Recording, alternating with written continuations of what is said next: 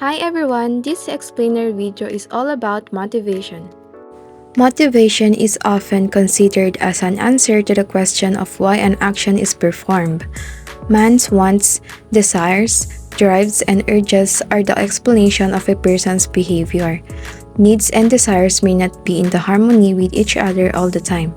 This means a desire may be very strong while the need for it can be very low.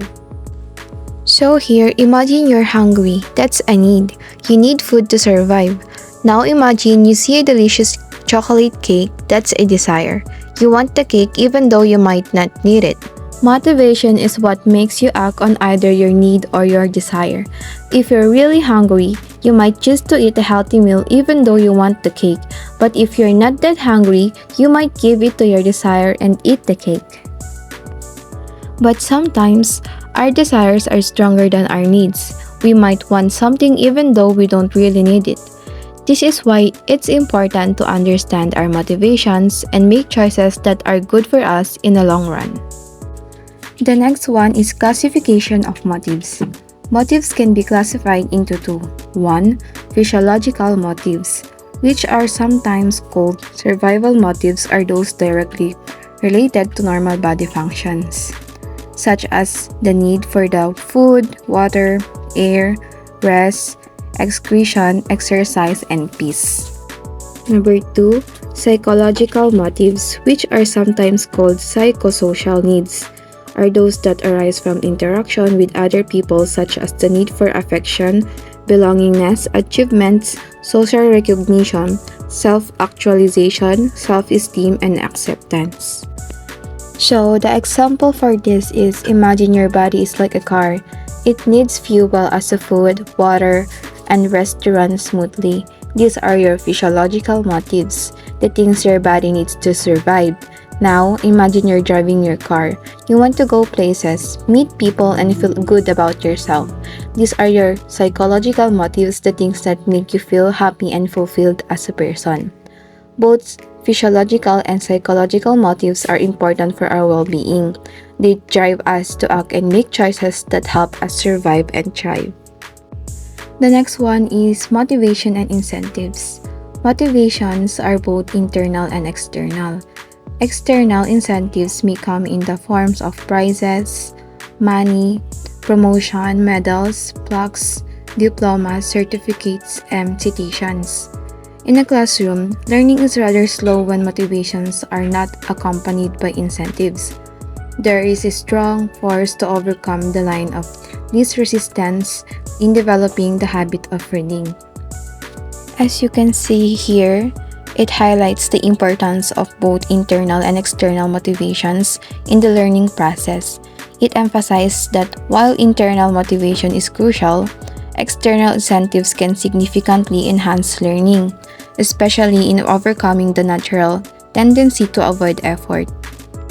Also, as you can see here in the picture, the passage underscores the importance of a balanced approach to motivation in education.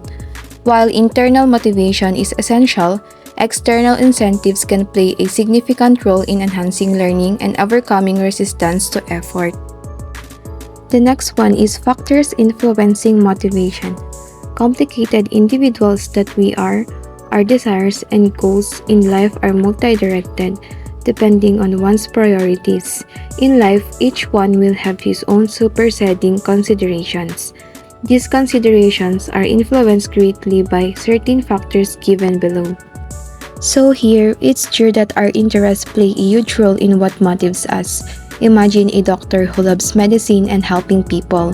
They might be willing to work long hours and make sacrifices because their passion for medicine drives them. But what if that same doctor secretly loved politics? They might find themselves drawn to the world of politics, even if it means leaving their medical career behind. This is because their interest in politics is stronger than their interest in medicine. Essentially, our interests act like a compass, guiding us toward the things that we find fulfilling and exciting. When we're passionate about something, we're more likely to put in the effort and work hard to achieve our goals. The number 2 is about power and authority. Some people are born to have a strong desire to be on top of other people. Having high intelligence, great self-confidence, and belief in one's capacity are the elements that drive people to seek power and authority. For some people, power and authority become their projections in life. If they miss some aspects of life, power and authority become their substitutes for success.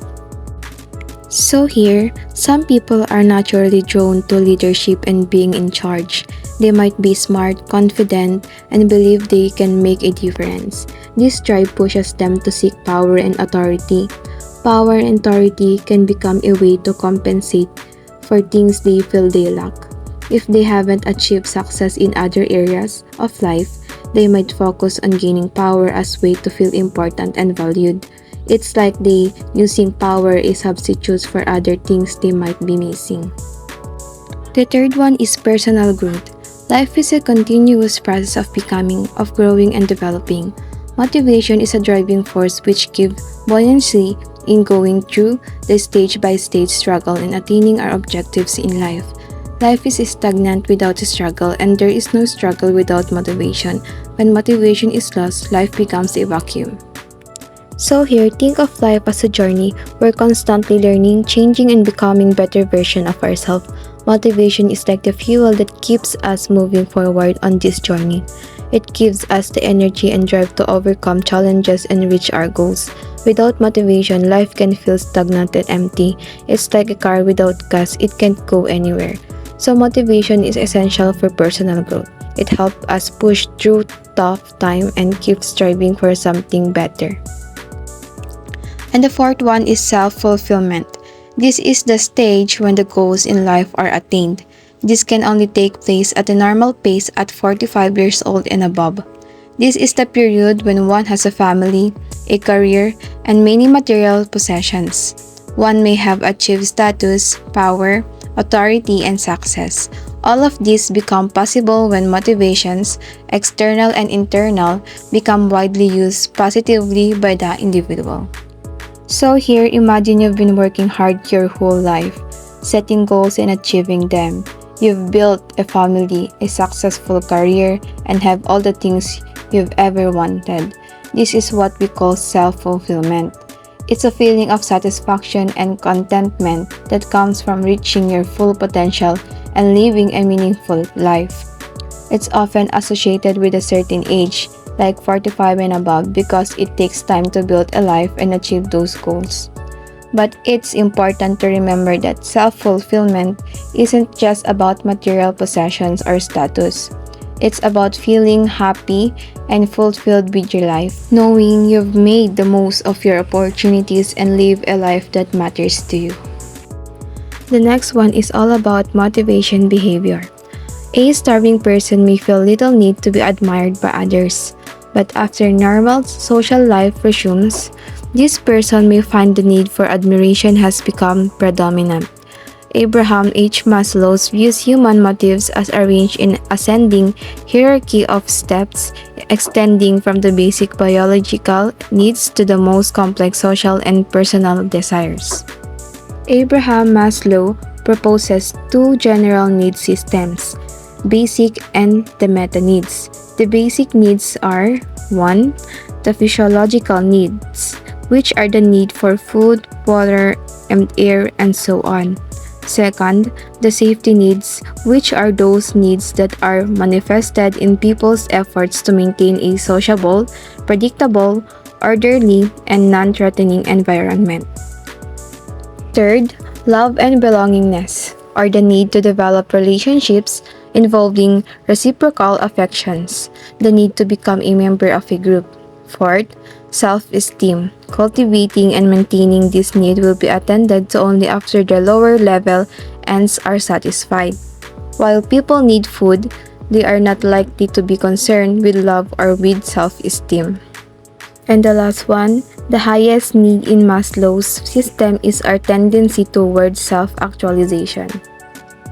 So here, as you can see, this is Maslow's hierarchy of needs. It's a way of understanding what motivates people. It says that we have different needs and some are more important than others. So Maslow's hierarchy of needs help us understand why people act the way they do. It shows that our needs are organized in a kind of pyramid, with the most important needs at the bottom and the less important needs at the top. Maslow's theories are based on Clark Hull's drive theory, which states the following. 1. A need will always dominate mass behavior. Just like your character needs help to survive, we have needs that drive our behavior. 2. Hierarchy of needs exists. Like in the game, some needs are more important than others. You need help before you can explore. And the third one is satisfied need no longer motivates. Once you've healed your character, you don't need to worry about health packs anymore. You can focus on other things. So Maslow and Hull are saying that we're motivated by our needs, and those needs are organized in a way that makes sense. We take care of the most important ones first, and then we can move on to the more enjoyable ones. So here we will talk about the varied theories of motivation. The first one is Edward Tolman, was a psychologist who studied how rats learn. He found that rats learn better when they are given a reward, like a tasty treat, for completing a task. This makes sense, right? We all work harder when we know we'll get something good in return. The second one is John Atkinson. Atkinson studied why some people are more driven to succeed than others. He found that people have two competing needs, a need to succeed and a need to avoid failure. People who are really motivated to succeed tend to set challenging goals for themselves. They want to prove they can do it. So, depending on how much they fear failure, people might choose very easy or very difficult tasks to avoid feeling bad about themselves. The next one is Martina Horner discovered that some women have a fear of success motive. This means they might be afraid of achieving their goals, especially if it means becoming more powerful or independent. So people with a high achievement motive take responsibility for their successes and failures, while people with a low achievement motive might be more likely to blame external factors or their own lack of ability. Next is William McDougall, was a psychologist who believed that instincts are driving force behind human and animal behavior. He thought that these instincts are like built-in programs, present from birth that guide our actions. He called these instincts native properties because he believed they were part of our natural makeup, like having eyes or a heart. He thought these instincts were the main reason why we do things we do. McDougall believed that these instincts are powerful and influence our behavior in many ways. He thought that understanding these instincts was key to understanding human behavior. The next one is Sigmund Freud and Alfred Adler were both famous psychologists, but they had different ideas about what motivates people. In Freud's views, Freud believed that our basic drive to survive, called the self-preservation instinct, is closely linked to our sexual instincts. He thought that our desire for pleasure and satisfaction, which is often associated with sex, is also a powerful force that drives us to stay alive and protect ourselves. Adler's view. Adler disagreed with Freud. He thought that our desire for power and superiority is more important motivator than sex. He believed that we all feel a sense of inferiority, and we strive to overcome these feelings by becoming stronger, more competent, and more powerful. He thought that this drive for superiority is what pushes us to achieve and succeed in life.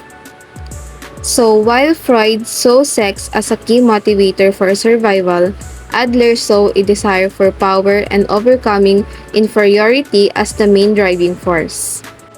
So here, Combs and Snigg believed that the most important thing for a person is to feel good about themselves and to keep growing as a person. They called this the phenomenal self. Imagine a person like a tree. The tree has roots that connect it to the ground, a trunk that holds it up, and branches that reach out to the world. The phenomenon itself is like trees' branches. It's how the persons sees themselves in relation to everything around them.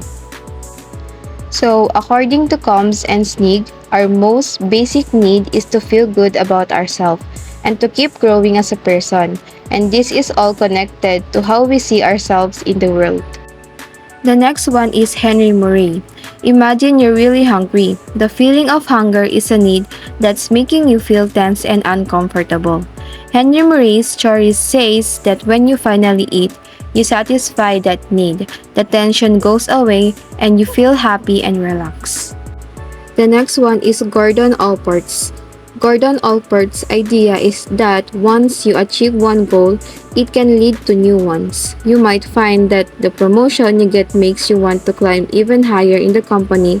It's like a snowball rolling downhill, getting bigger and bigger as it goes. So your initial motive, the earning money, can lead to new motives, the promotion, status, recognition that you might not have even thought about at the beginning. The next one is Yerkes Godsons. Yerkes Godsons say that imagine you're playing a game. If the game is really simple, like tic-tac-toe, you might need to be pretty energized and focused to play well. But if the game is complex, like chess, you might need to be calmer and more thoughtful. That's what Yerkes Godson's law is about.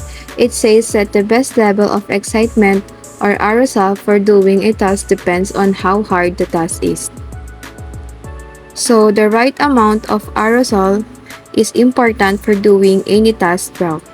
And the last one is Berendt. Berendt's story says that we make decisions based on how much we think we'll get out of something and how much we value that outcome. So, if you think you'll get a good grade if you study and you really care about getting a good grade, you're more likely to study. But if you don't think studying will help much or you don't care about the grade, you're less likely to study. This theory focuses on the incentives in the environment, like the possibility of a good grade that motivates us to act. So here are the summary. Motivation is often considered as an answer to the question of why an action is performed. For every behavior of men, there must be a reason. A person's wants, drives, desires, needs, and urges are the driving forces that explain why he can have the willpower and determination in doing something. Physiological and psychological motivations are the two classifications of motives. Motivation and incentives are two different things. External incentives may come in the form of prizes, money, premonition, medals, diplomas, and citations. Internal incentives are the satisfactions one derives from getting good grades and the pride and honor parents get when their children graduate from college. In motivation, there is tension within the individual and the forces which drive the individual to exert efforts to attain his goals. And that is all about motivations. Thank you!